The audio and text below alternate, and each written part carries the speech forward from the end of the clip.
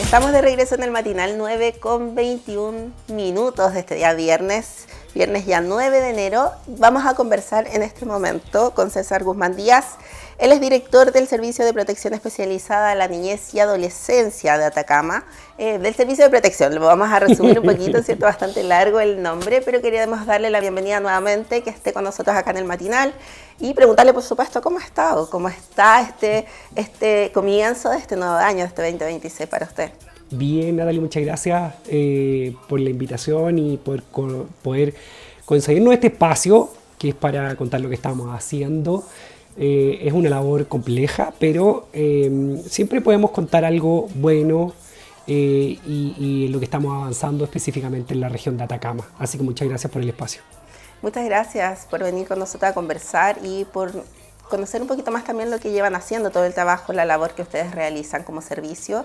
Y ya terminando, ¿cierto? Este 2025 uno puede dar cierta evaluación con respecto a lo que fue, ¿cierto? Tanto positivo, negativo, lo que se avanzó, lo que falta, por supuesto, para poder mejorarlo y en miras de este nuevo año, ¿cierto? Que ya comenzó. Ustedes como servicio, ¿qué evaluación pueden tener también respecto a lo que han hecho, ¿cierto? Lo que han venido trabajando durante el año que ya, ¿cierto? Se cerró, se concluyó. Sí. Mira, una de los aspectos que yo te diría más preocupa es la cantidad de niños, niñas y adolescentes que atendemos, ¿ya? Porque eso da cuenta de que la región no ha estado exenta de todas estas situaciones de violencia que hemos ido de alguna manera normalizando, especialmente hacia los niños, niñas y adolescentes, ¿ya? Porque recordar que nosotros atendemos niños, niñas y adolescentes que tienen una medida de protección que son derivadas de un tribunal de familia, porque somos un servicio auxiliar de la justicia y por lo tanto es preocupante. Ya es preocupante. ¿Cuántos niños atienden actualmente acá en la región? Cerramos el año y yo te diría con un promedio de atención en diciembre de cerca de 3.900 niños, tanto en la línea de diagnóstico como ambulatoria y cuidado alternativo, que es preocupante, porque esto ha ido en aumento, no a la baja. Y mencionábamos en las ocasiones anteriores que ha ocurrido una situación que es bien compleja, porque Atacama es una región, y de hecho en estos días también ha aparecido en los medios a propósito del primer nacimiento del año, que siempre se destaca, que es una región que ha ido a la baja en la natalidad, ¿sí? Claro. No obstante, las vulneraciones a los niños, niñas y adolescentes no han disminuido, al contrario, han ido en aumento, y eso es algo que nos tiene que preocupar a todos. ¿Por qué se cree o se puede a lo mejor deducir que esto ha ido en aumento? Aumenta, sí, pero va en relación a que también hay un mayor control, seguimiento, puede ser, una mayor fiscalización, una mayor denuncia también en que esto sea más conocido, visibilizado, que anteriormente a lo mejor no. Sí, por un lado es un hecho que ha aumentado los niveles de violencia, ¿cierto?, hacia los niños, niñas y adolescentes, ¿ya?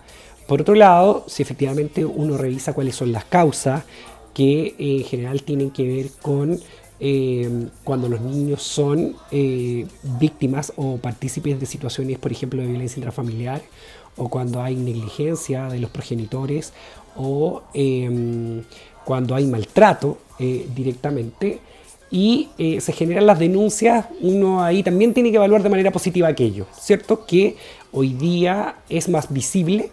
Y por lo tanto efectivamente se generan las medidas para que estos niños sean atendidos, ¿cierto?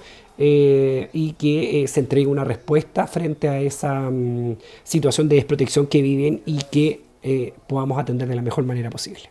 Menciona el tema de la violencia, ¿cierto? Que esto ha ido en aumento, es algo que no es oculto, es visible, es algo bastante concreto, pero también hay otros factores, también el aumento, por ejemplo, el consumo del alcohol, de drogas, también el mismo tema de la migración, que también es un factor importante. Sí, mira, Respecto de la migración, nosotros existe en la región una mesa justamente de trabajo y nosotros hemos presentado ahí nuestro diagnóstico. Cerca del 10% de los niños, niñas y adolescentes que atendemos son migrantes, ¿ya? Por lo tanto, lo que diría es que no es una condición per se, pero también ahí hay un factor importante. Y claro, como tú mencionas, efectivamente hay situaciones hoy día relacionadas con el consumo de alcohol y drogas que termina afectando, por supuesto, a los niños, niñas, y por lo mismo, cuando se genera alguna denuncia relacionada con esto,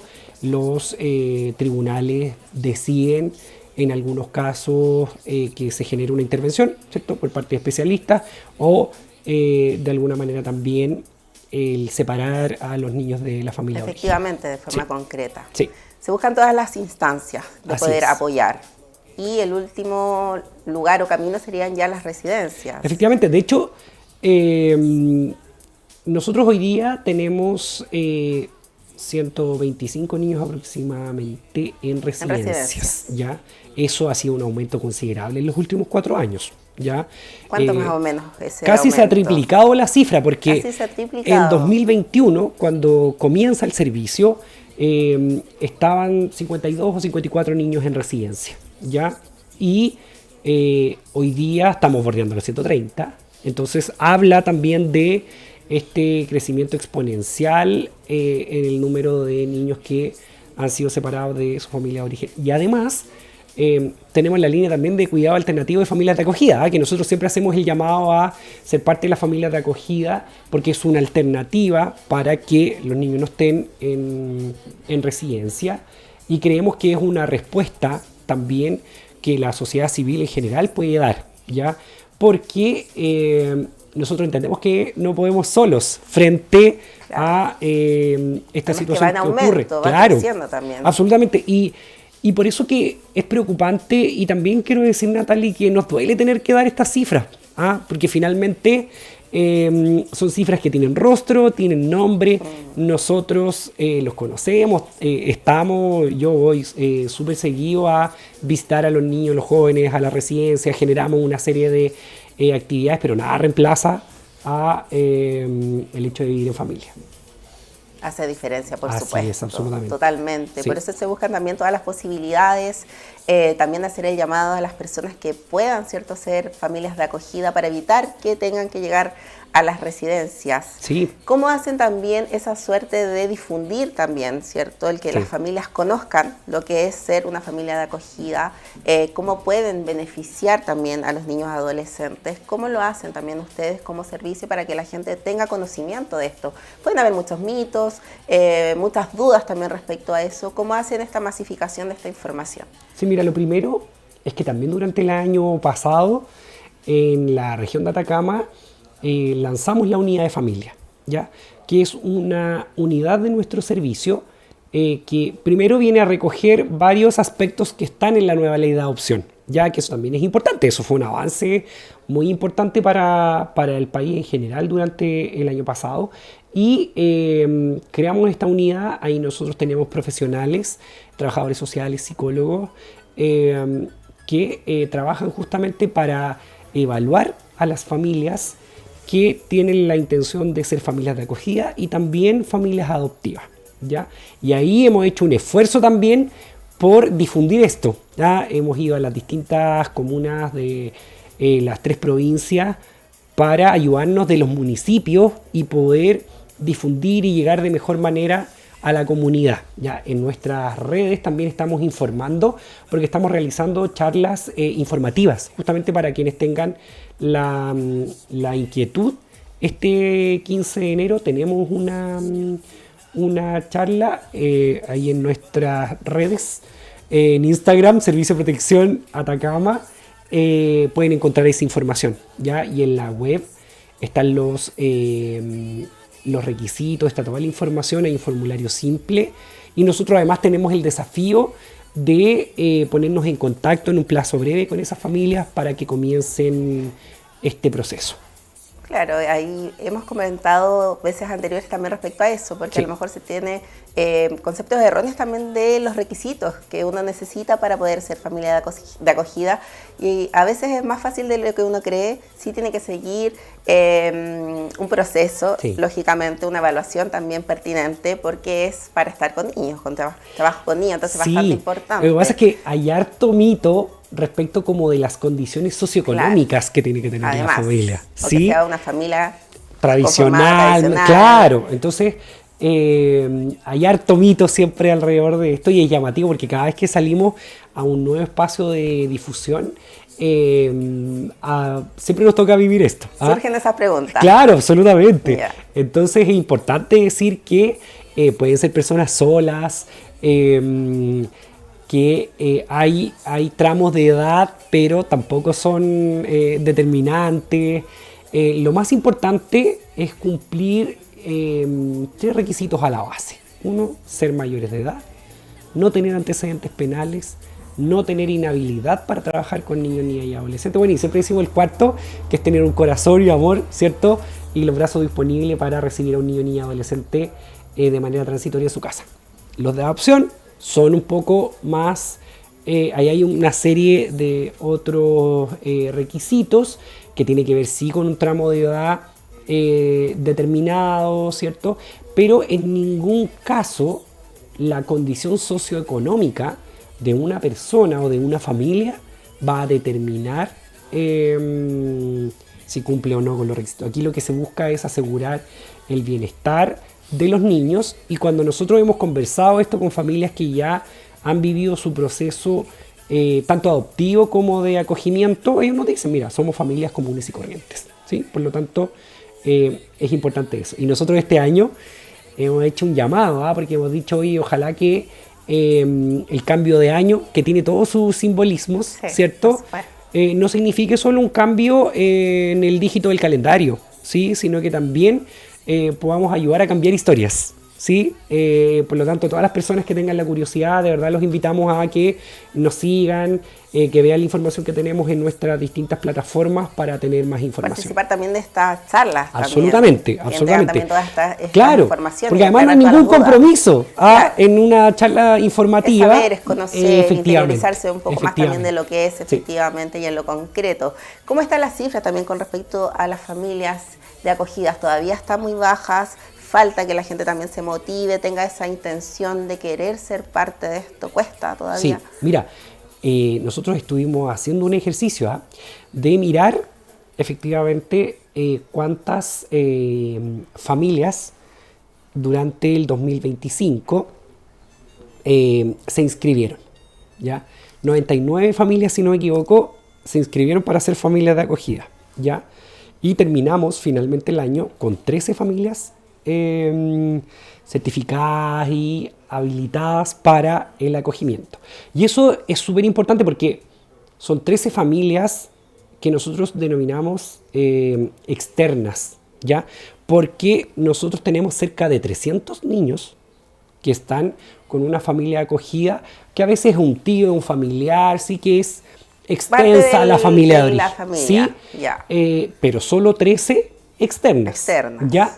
Y nosotros tenemos hoy día el cuidado de 124 niños en residencia, ¿sí? Ellos podrían estar cada uno en una familia de acogida. Y en el proceso de adopción, el año pasado se inscribieron cerca de 44 familias, y 2 de ellas quedaron habilitadas e idóneas, declaradas idóneas para la adopción. Ocurre una serie de cosas en el camino, ¿sí? Sí, eso quiero preguntar. Claro. Primero por el tema de las familias de acogidas, porque el número inicial es bastante, o sea, difiere bastante de lo que es el final. Sí, claro. De cuántas llegan efectivamente, ¿cierto? Sí, claro. A la posibilidad. ¿Qué pasa también en ese camino? Mira, lo primero es que entre la inscripción, ¿sí? O la primera charla, para decirlo de alguna manera, y la habilitación propiamente tal, pasan cerca de 6 meses, ¿ya? En todo el proceso aproximado. Efectivamente, ¿ya? Y es un proceso que tiene cerca de 7 hitos, que tiene que ver con recibir información, con formarse, con visitas en el hogar, etcétera, ¿cierto? con evaluaciones con instrumentos estandarizados para que sepamos que efectivamente esa familia está habilitada. Y yo te diría que lo que hemos podido levantar es que aún existe el temor de el proceso de separación. ¿Ya? Ese desapego, duelo, en algún momento lo conversaba, porque tú decías, sí, director, pero ¿cómo? Sí, claro. Uno se encariña, sí. ¿Cierto? Pero creo que es bien interesante cuando nosotros planteamos de que el acogimiento y la adopción, y la ley incluso su cambio se hace cargo, no tiene que ver con un adulto que tenga la necesidad de tener un niño. Tiene que ver con el derecho que tiene un niño a vivir en familia. ¿Ya? Y por lo tanto, cuando se entiende esa lógica y se trabaja con eso, que además se trabaja acompañado por una dupla psicosocial que ayuda, ¿cierto?, en estos procesos, se vive de manera distinta. Y es así como hemos ido conociendo... Como cambiar esa mirada, esa perspectiva, ver el beneficio del niño. Claro, efectivamente. Todos ganamos con eso. ¿Sí? La experiencia de los cuidadores siempre es de un nivel de satisfacción bien impactante. ¿Ya? Porque los hijos, todos tenemos dificultades con nuestros hijos. Si esto no es...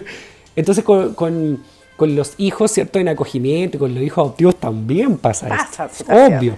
Entonces, las personas nos han dicho que sí, efectivamente se aprende, ¿cierto?, se vive, y que los segundos o terceros acogimientos que pueden ocurrir, por supuesto que se viven también de manera distinta. Entonces, hay que atreverse. Yo sé que cuesta. Entonces, eso nos pasa un poco en el camino, ¿ya? O personas que van conociendo un poco más el proceso y dicen, pucha, mira, en verdad, no estoy en condiciones de poder hacerlo en este momento. Y además se suma, esto lo hemos dicho también antes, que dadas las características territoriales y yo te diría que incluso socioeconómicas de la región, que tiene mucha población flotante porque mucha gente viene a trabajar de afuera, ¿cierto? Turno, claro, hay menos acogimiento, ¿ya? Ese es un punto en contra también, desfavorece. Claro, absolutamente, absolutamente. Hacia el sur, ¿cierto?, uno puede ver que son regiones más grandes, hay mayor densidad poblacional, por lo tanto también hay más posibilidades de acogimiento, y las características, ¿cierto?, de vida propias de las regiones o las comunas también van de alguna manera condicionando aquello. Así que la invitación es a quienes tengan la curiosidad a informarse, sí, de cómo es realmente, de cómo se vive el proceso, sí, y de todo lo que esto significa también, pero el llamado es ese, porque hay bastantes niños que lo necesitan. Y mira, lo otro que es importante es que la familia que tenga la inquietud, la curiosidad y pasa por el proceso, puede determinar también un tramo etario del cual quiera o se sienta capaz de poder acoger. Perfecto. ¿Sí? Por ejemplo, hay personas que dicen, oye, es que a mí me gustaría que fuera más pequeñito. Claro, todo lo contrario. Hay otros que te dicen, mira, me gustaría que estuviera en el colegio, porque en verdad estamos en una etapa de la vida que... Eso se puede, absolutamente. Ya, perfecto. ¿Sí?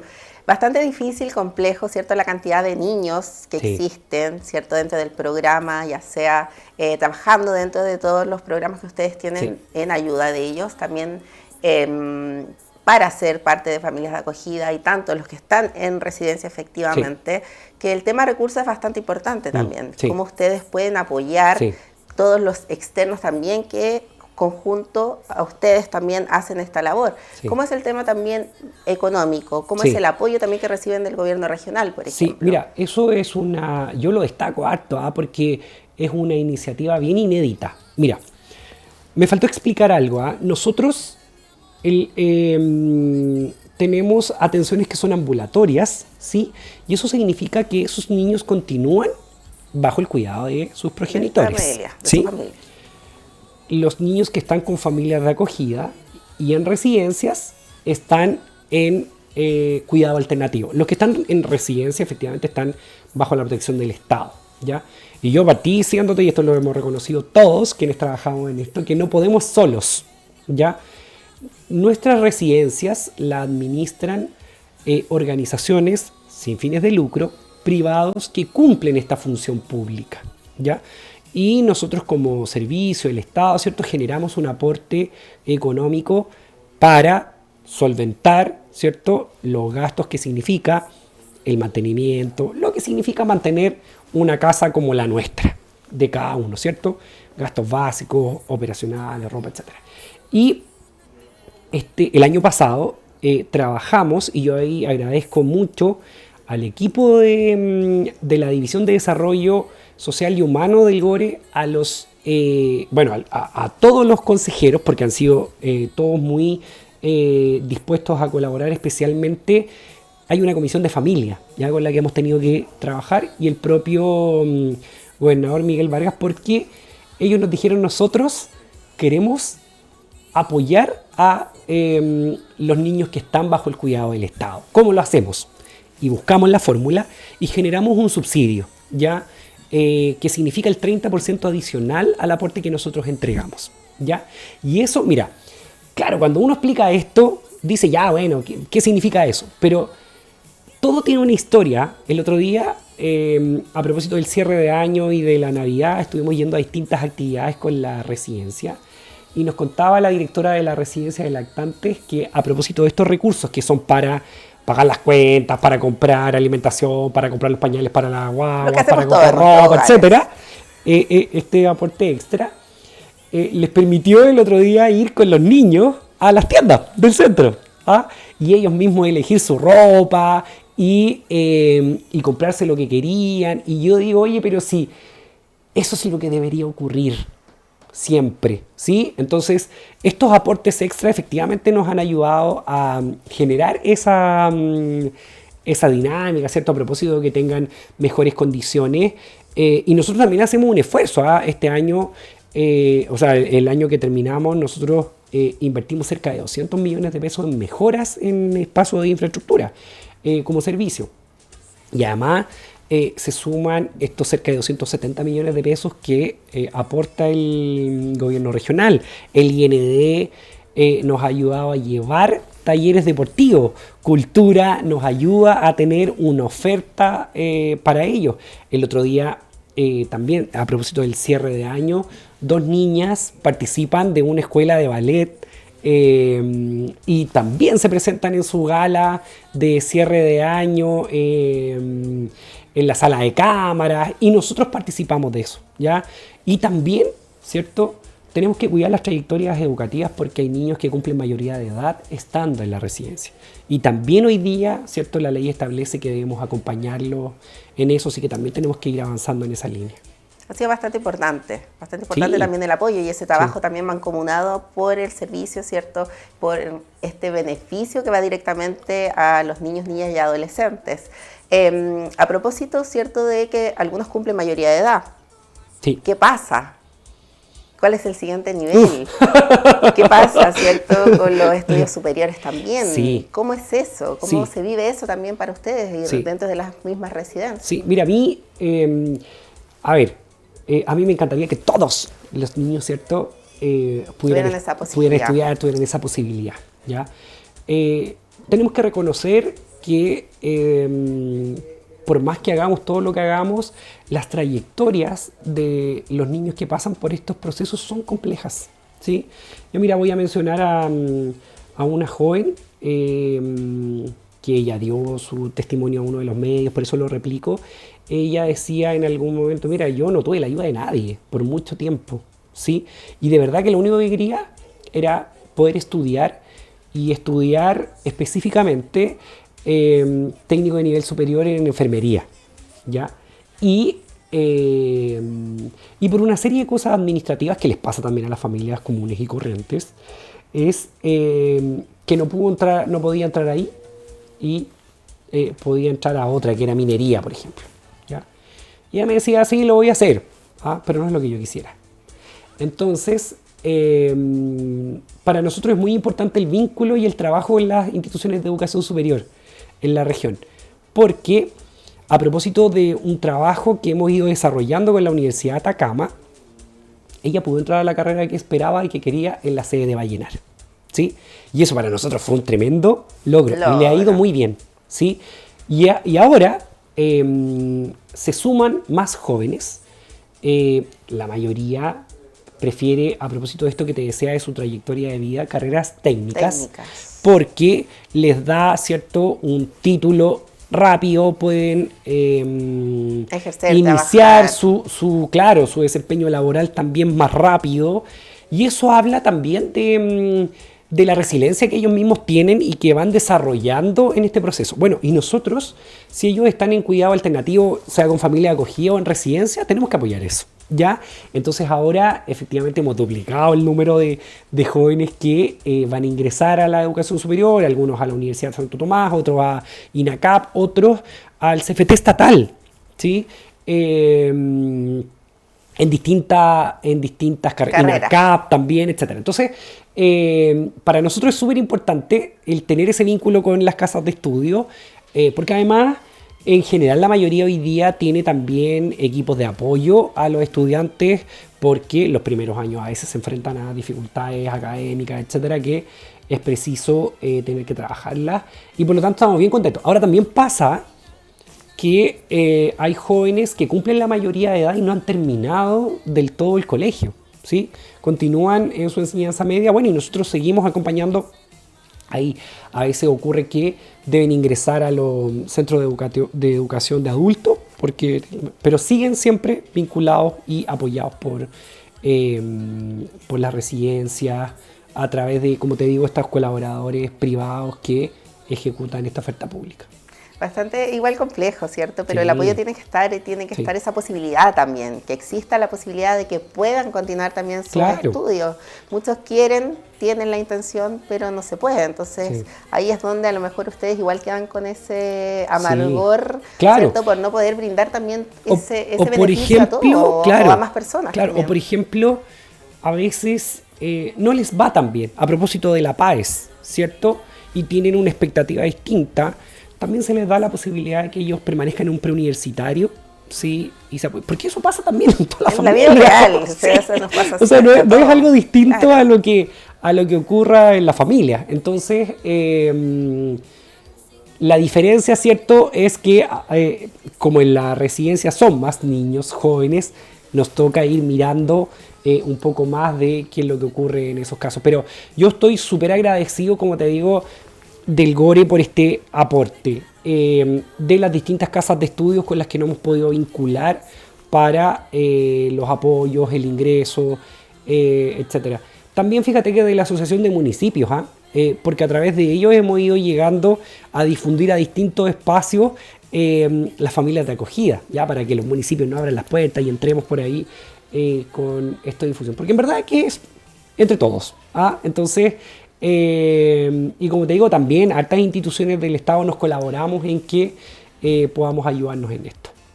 Por lo menos es algo positivo, ahora se duplicó también el tema de estos niños que van a seguir. Ahora tienen que continuar, los continuar. No fue tan complejo el ingresar, pero el permanecer y avanzar también, vamos a tener que ver qué pasa. Así es. Quiero que mencionemos también esta campaña de verano. Que hay. Abre los ojos, dice, contra la explotación sexual. Sí, mira, acá en la región es bien importante abordar el tema porque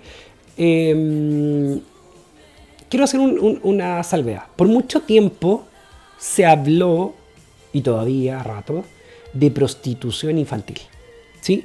Y yo ahí quiero ser súper claro porque la ley ha cambiado y ese concepto no existe, ¿ya? Los niños no eligen ir y prestar, efectivamente, ¿ya?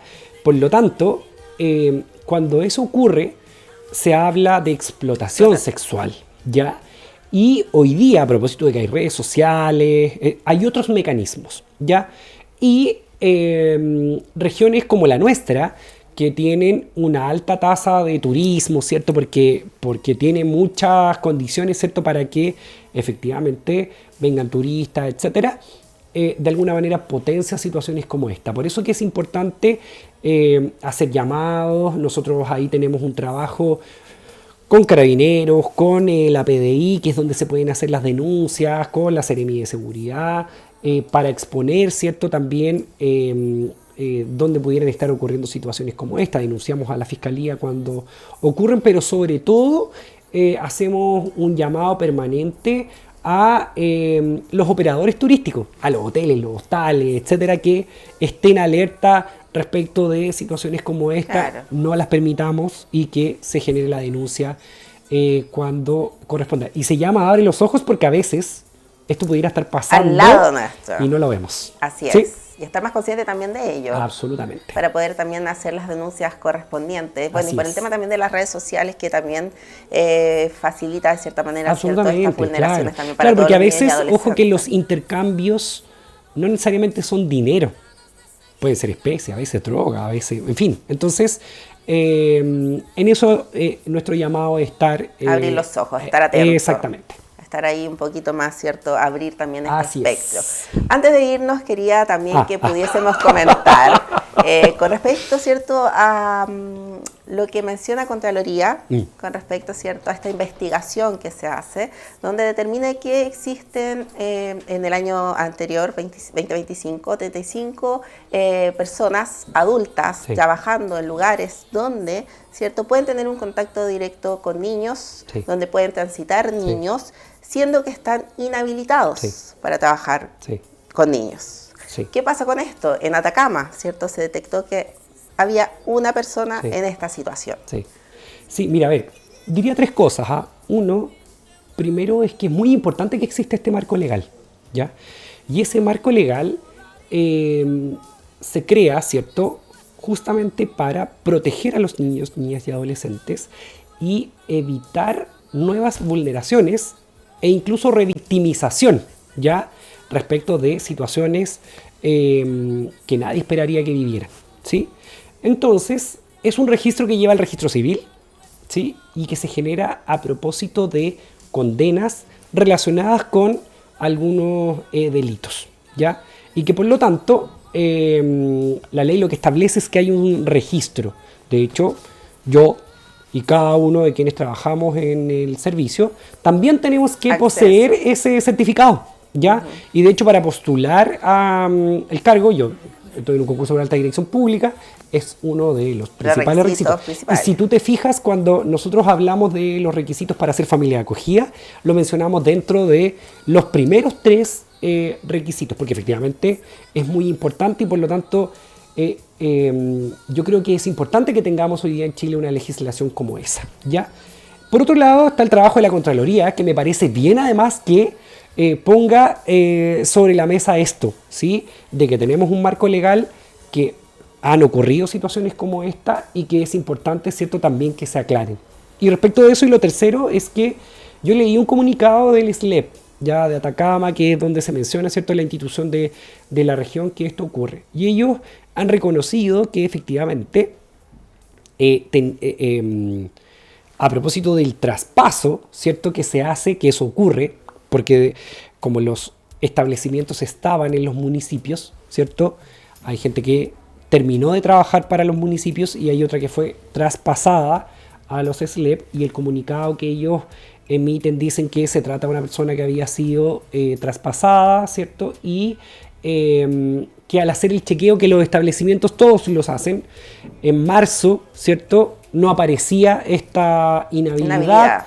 No obstante, al ser la segunda revisión en segundo semestre, aparecía la inhabilidad, ¿cierto?, y que ellos tomaron cartas en el asunto y se generó ahí la desvinculación. No sé bien si fue la desvinculación o la destitución, pero que tomaron las cartas en el asunto. Siempre es importante prevenir, ¿sí? Por lo tanto, en las instituciones públicas también tenemos esa tarea. Y yo creo que más allá de que efectivamente esté la explicación o puedan ser algunos errores o faltas, esperemos que no sea así, yo creo que es importante que estemos relevando temas como este, ¿sí? Porque eso da cuenta de que tenemos un marco legal que protege y resguarda los derechos de los niños y niñas. Quiere que esto se cumpla también. Absolutamente. Que sí. no se vulneren, ¿cierto? Así también es. no se siga vulnerando Sí. también a los niños. Por ese Sí. lado es algo positivo. Eso ¿cierto? es parte de nuestra labor. Claro, eso es parte también de la labor que ustedes realizan, Así es. pero es importante porque de ver también y detectar qué pasa, ¿cierto? ¿Por qué se puede, por qué se permite, siendo que está este registro, Claro, ¿cierto? claro. Esta inhabilidad también para Claro. poder ejercer. Entonces tenemos que tener el doble cuidado. Con mayor razón, porque si sucede, sí, es porque algo pasa también ahí. Entonces efectivamente, hay que ver qué se puede hacer también con respecto a esta política que ya existe hace bastante tiempo. Sí. Pero es un tema, ¿cierto?, que está sobre la mesa, que es importante también que se muestre, se visibilice, que suele suceder. Hay 35 casos, ¿cierto?, a nivel nacional, uno acá en nuestra región, y no podíamos no mencionarlo también, por supuesto, el día de hoy. Muchas gracias, agradecer por supuesto nuevamente el estar con nosotros acá. Conversamos con César Guzmán Díaz, director del Servicio de Protección Especializada a la Niñez y Adolescencia. Así que muchas gracias. A ti, Natalie, también. Y bueno, siempre disponible a comentar lo que estamos haciendo y también a enfrentar estos temas que son un poco más complejos a veces. Así es.